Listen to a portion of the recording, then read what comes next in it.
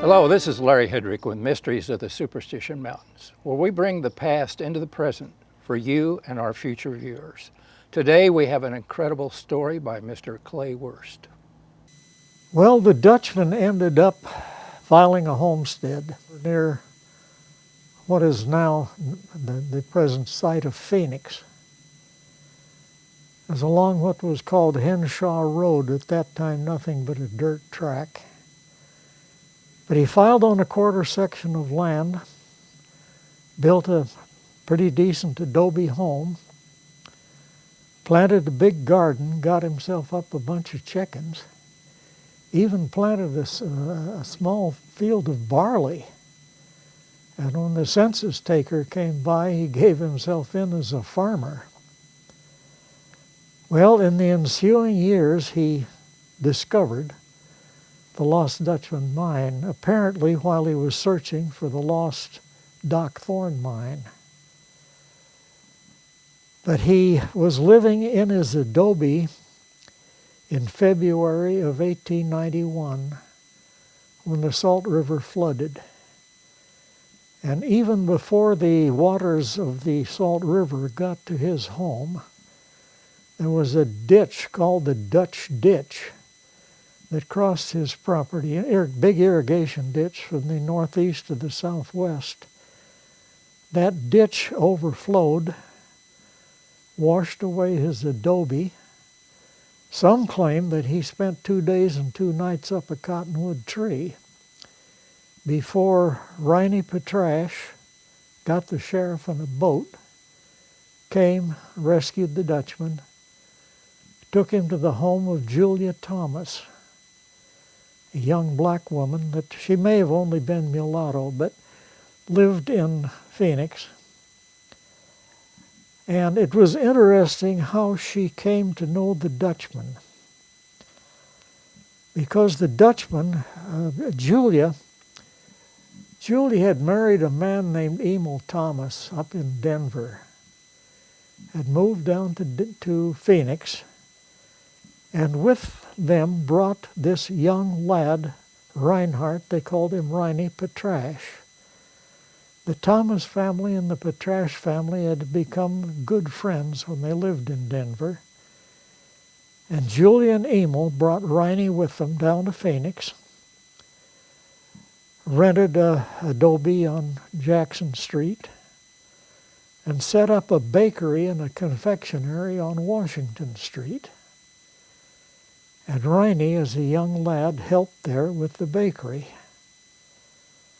Well, one day the Dutchman walked into Julia's bakery and without thinking simply addressed her as V. Gates, and was astounded when she started a conversation in perfect German.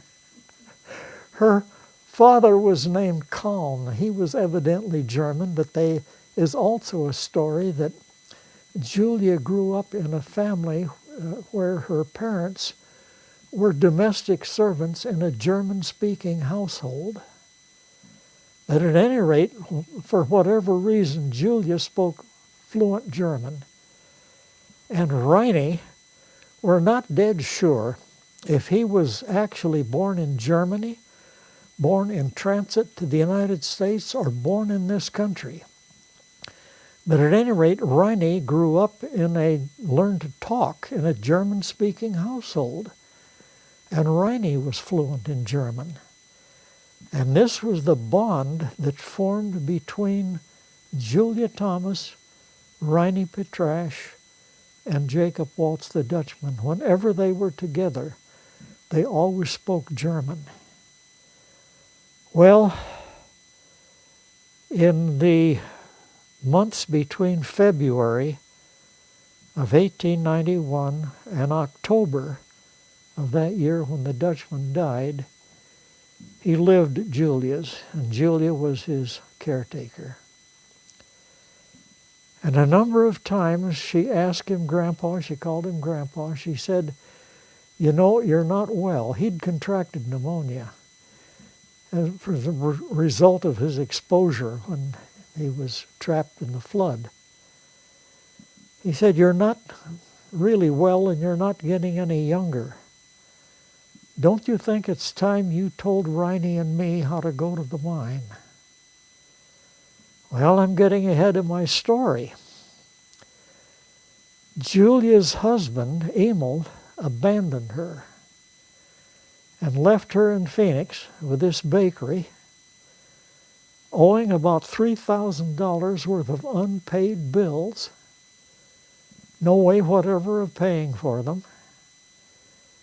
And she broke down in front of the Dutchman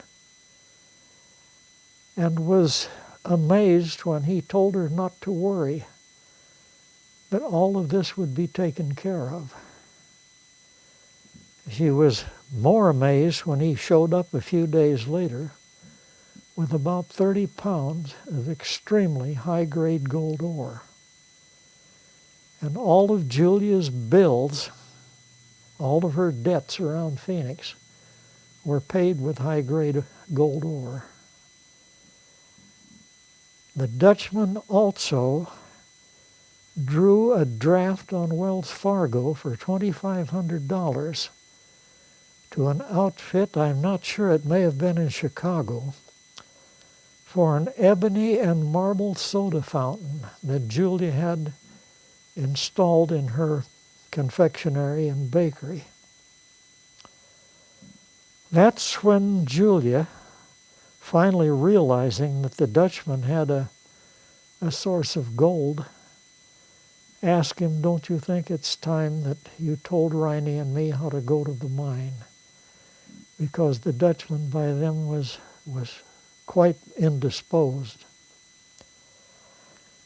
He was not the least bit offended by the question. He thought it was perfectly natural that someone should know where this gold of his was coming from.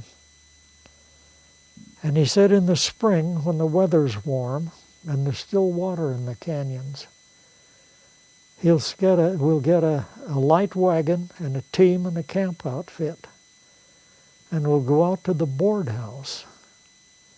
And he said, we'll have to leave the wagon there. He said, I'll ride one of the horses, we'll pack the other one, and you and Riney wear your old heavy clothing because we've got to pack back into some terribly rough, brushy country. And he said, if I'm not able to travel, I'll have to stay there at the board house with the woman and the 3 children. And I'll point the way and direct you as best I can. You'll have to go over the ridge north of the board house. Now, the board house was the old Cavanis place. Matt Cavanis was the first rancher to actually settle in the Superstition Mountain area. But he was initially a freighter. He had a freight contract hauling Silver King ore with a 20-mule ox team overland to Fort Yuma, where it was shipped by sea around the Baja Peninsula to a smelter in San Francisco. This was before the mill was built there at Pinal. And on one of his back hauls, rather than deadheading back empty, he brought back a load of East Coast lumber that had been shipped around Cape Horn and built the first board house in this part of the country. There wasn't a sawmill built in Arizona until one was built up at Flagstaff. It was a few years after that. But at that time, at least, there were no mill-sawed lumber here available in the Salt River Valley. The people then built with what they had. It was either stone or adobe. And because the board house was unique, it was usually referred to simply as the board house rather than the Cavanis place. Well, Matt and Alice Cavanis were divorced. And in the divorce settlement, she got the ranch and he got the freighting outfit. And she lived there at the ranch with their 3 children, Albert, Aaron, and Anson. Albert was the first white child born in Phoenix.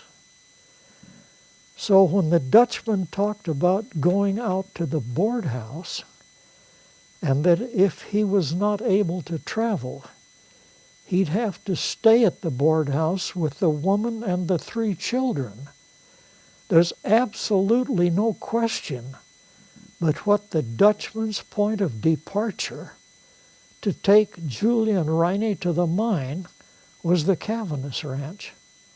This is unquestionable. Now, in later years, stories came out that the Dutchman mine was right here at Goldfield, usually by someone that had mining properties for sale at Goldfield, wanting to present them as the Lost Dutchman mine. The Lost Dutchman mine is not here at Goldfield. If it were here at Goldfield, they could have driven right up to it with a buckboard. Why this talk about going 15 miles past Goldfield to the board house and then saying you have to go up over the ridge north of the board house, back into the Superstition Mountains?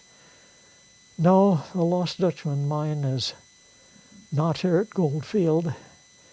It's back in the Superstitions, somewhere out there. Thank you for watching this episode of Mysteries of the Superstition Mountains.